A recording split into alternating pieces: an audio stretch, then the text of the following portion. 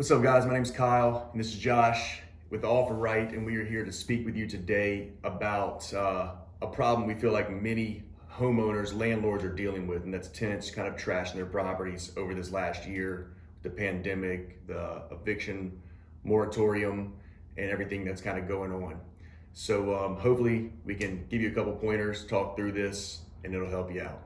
Yeah, this seems to be happening a lot lately. I was actually talking to a seller today with this exact situation going on. So, first, if this is happening to you or did happen to you, you want to assess the damage that happened to your property. You kind of want to look at Once the tenant moves out. of course, Yeah. tenant moved out the property. Yes. You are assessing what happened to the property. Is it a lot of damage? Is it something that you can't necessarily fix or don't want to have to get the money to go fix or don't have the money to go fix? Is it worth going after the tenant legally? I will tell you, most of the time, this is not the best move. It's just going to tie you up for a long period of time. You're going to spend a lot of money. It's usually how those things go. But But also depending on the state, yes. The landlord tenant laws, how, if you're in a heavy, kind of tenant city or state where they favor the tenants over the landlords, probably would not suggest doing this because the last thing you want to do at this point after, either having to go in and repair your property yourself for a discount or anything like that, you're already kind of in a loss situation. You don't want to go chase a tenant down, spend thousands in legal fees, and then really end up with nothing. They don't own property, so you can't put a lien on their property. You can't really do much. After it's all said and done, you may even win, but break even because of all the attorney fees. So Yeah. just really assess the situation, figure out what's best for you. Sure. I would suggest that. Yeah. So if that's not really, an option for you, then the next thing I would start looking at is, how much damage did they actually do? Is it worth you going is it just some drywall, some paint, some cleanup? House can be pretty destroyed, look pretty destroyed, but really not be that much work. As landlords, we all know, when you go into a property after a tenant leaves, most of the time you're going to replace the floors or the carpet, or you're definitely going to be doing some painting. You're going to be fixing the nicks in the walls. And so if the damage is not too bad, then absolutely it's worth repairing. And I think that kind of goes unsaid. I mean, we all know that. But if it's not, if it's major damage and, that's really not an option for you to go spend $10, $20, $30,000 fixing up a property that, they maybe ruined the HVAC system, or they just did not take care of it. The plumbing, they mess up the plumbing, or, there's bigger things, bigger issues in the property. It may not be an option for you to go in and do that work. And we actually speak with a lot of landlords, a lot of sellers that are in that position. They don't have the liquidity to go drop $30K and fix a rental property after a tenant has just destroyed it or lived there for 5 years, right? No, even if they do, it doesn't make sense some of the times. Doesn't make sense, exactly. So, there's a couple options you have if that is the case. Yeah.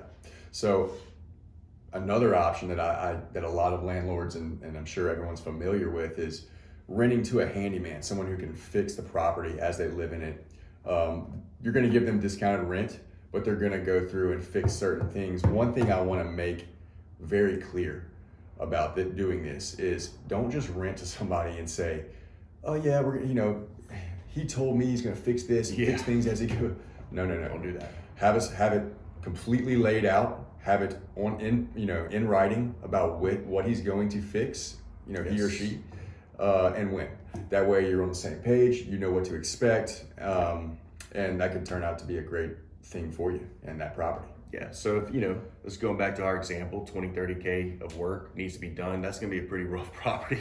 Right. Like maybe let's drop it down to 10K, right? Yeah. And that's what you would rent. You rent the property, for $850 a month or something like that, right? And you give this person, you say, look, I'll give you a year to fix the property.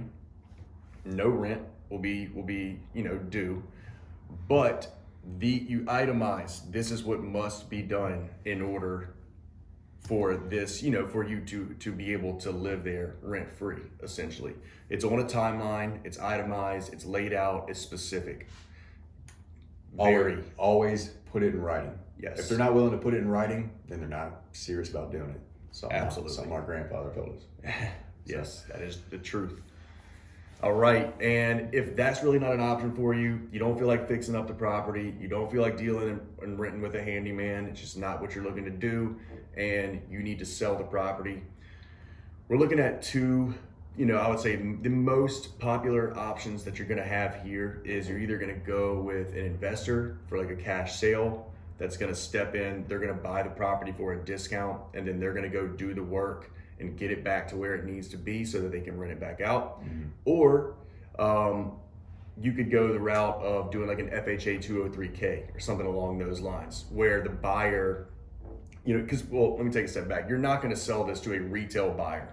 You're not going to sell this to someone who's coming in to live with their family because the house needs a lot of work. The banks are not going to fund this deal. That's off the table. Can't pass bank inspection. Yeah, it's off the table. So, you know, you can either sell to an investor or you can look for a little bit more of a creative deal, which is like an FHA 203K, which is where a retail buyer can come in, but with the loan that they have, or, you know, that they're looking to get, the bank knows the property is going to be in disrepair, which, you know, allows them to come in, buy the property in disrepair, and then fix it up, you know, working with the bank. Right. And so, you know, those are a couple options. I'm sure there's many more. You know, those are the two we kind of wanted to highlight for you today. Yeah. So, you know, I hope this little bit of information helped. I know it may seem, you know, basic to some, but some people may not know about, you know, certain little tricks like this. So look, like and subscribe, hit us up if we can help, you know, put a comment on the page, you know. Yes. So let us know how we can help. Any questions, let us know. Yeah. All right, guys.